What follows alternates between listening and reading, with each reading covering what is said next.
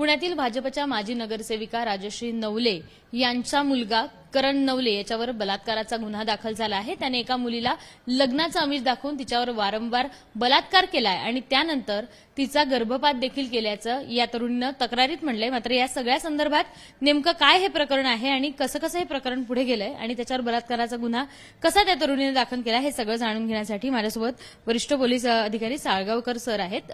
Sir, नेमकं काय हे प्रकरण आहे? यातील पीडित महिला ज्या आहेत त्या 19 मार्चला आपल्याकडे आलेल्या आहेत आणि त्यांनी तक्रार दिली की यातील आरोपी करण दिलीप नवले याने त्यांच्याशी प्रेमसंबंध ठेवून वेळोवेळी त्यांच्या जबरदस्तीने शारीरिक संबंध प्रस्थापित केले म्हणून नवीन भारतीय BNS कलम 69 प्रमाणे आणि त्यांना धमकी दिली म्हणून गुन्हा दाखल करण्यात आलेला आहे।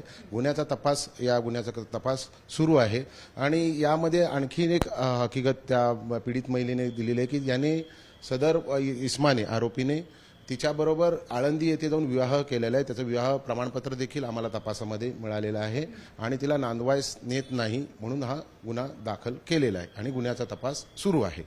साधारण कुठे या दोघांची ओळख झाली होती आणि हे सगळं प्रकरण साधारण 2022 पासून 24-25 पर्यंत हे सगळं सुरू आहे? गेले 2021 पासून त्यांचे ते ओळख आहे आणि त्याच्यामध्ये त्यांनी 2021 पासून त्यामध्ये त्यांचे वेळोवेळी जबरदस्तीने शारीरिक संबंध झाल्याचे त्यांनी फिर्यादीमध्ये नमूद केलेलं आहे।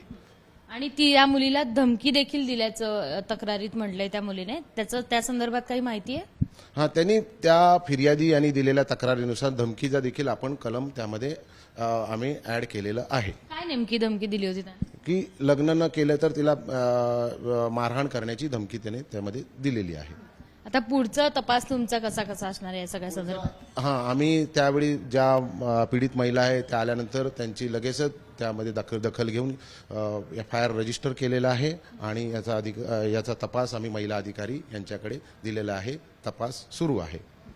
या सगळ्या संदर्भात तपास सुरू आहे आणि लवकरच या मुलीला न्याय मिळेल अशी अपेक्षा व्यक्त केली जाते। कॅमेरामन विजय राऊत सह शिवानी पांढरे, ABP माझा, पुणे।